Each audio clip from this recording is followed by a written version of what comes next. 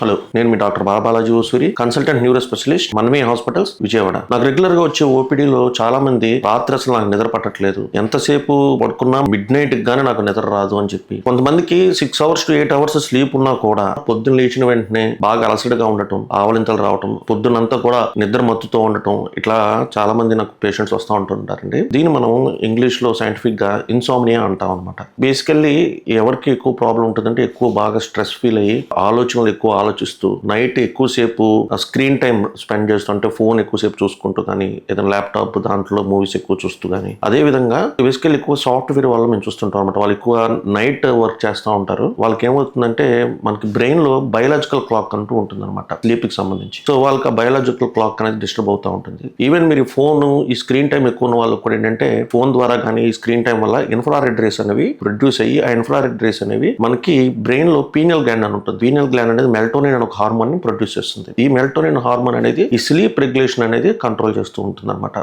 ఈ డిస్టర్బెన్స్ అన్ని రావటం వల్ల వాళ్ళకి ఇన్సామ్నియా అనే ఒక వ్యాధితో వీళ్ళు బాధపడతా ఉంటారు. దీని వల్ల మనకు వచ్చే చాలా ఎఫెక్ట్స్ ఉంటాయి అనమాట. అంటే ఆల్రెడీ బీపీ ఉన్న వాళ్ళకి బీపీ కంట్రోల్ లేకపోవడం, లేకపోతే అప్పుడు దాకా బీపీ లేని వాళ్ళకి బీపీ అనేది రావటం, ఎస్పెషల్లీ షుగర్ పేషెంట్స్ కూడా షుగర్ అనేది అన్కంట్రోల్ షుగర్ అవటము, ఒబేసిటీ. మనకి ఈ హార్మోన్స్ ఇంబ్యాలెన్స్ వస్తుందంటే మన బాడీకి ఒక టైం వరకు స్లీప్ అనేది ఆ రెస్ట్ కానీ లేకపోతే ఇవన్నీ కూడా మనకి రిస్క్ ఫ్యాక్టర్స్ అనేవి పెరుగుతూ ఉంటాయి. హార్మోన్స్ ఇంబ్యాలెన్స్ వల్ల ఒబేసిటీ పెరగడం, ఇది ఎట్లా ఉంటుందంటే ఇవి మళ్ళీ దీనివల్ల మళ్ళీ స్లీప్ ఇంబ్యాలెన్స్ అనేది వస్తుందన్నమాట. షుగర్ బాగా పెరిగిపోవడం వల్ల వాళ్ళకి ఈ పెరిఫెరల్ న్యూరోపతి, కాళ్ళు చేతులు లాగటం, తిమ్మిర్లు ఉండటం, ఇట్లాంటివన్నీ కూడా జరుగుతూ ఉంటాయి అనమాట. దీనివల్ల ఏంటంటే ఈ రిస్క్ ఫ్యాక్టర్స్ వల్ల పేషెంట్ కి మళ్ళీ కార్డియాక్ అంటే హార్ట్ స్ట్రోక్ లాగా, హార్ట్ అటాక్ లాగా రావడం కానీ, అలాగే బ్రెయిన్ స్ట్రోక్ రావడం కానీ, ఇట్లాంటివన్నీ కూడా మనకి ప్రాబ్లమ్స్ వస్తూ ఉంటాయి. ఈ బయోలాజికల్ క్లాక్ ని మనం కరెక్ట్ గా సెట్ చేసుకోవాలి. అంటే ఒక టైంలో మనం పడుకోవటం, ఒక 6 to 8 hours ఒక సౌండ్ స్లీప్ తో మనం ఈ స్క్రీన్ టైం అనేది తగ్గించుకోవటం, 8 hours స్లీప్ తీసుకోవటం, ప్రాపర్ ఎక్సర్సైజెస్ అవి చేసుకుని, ఇట్లాగా మనం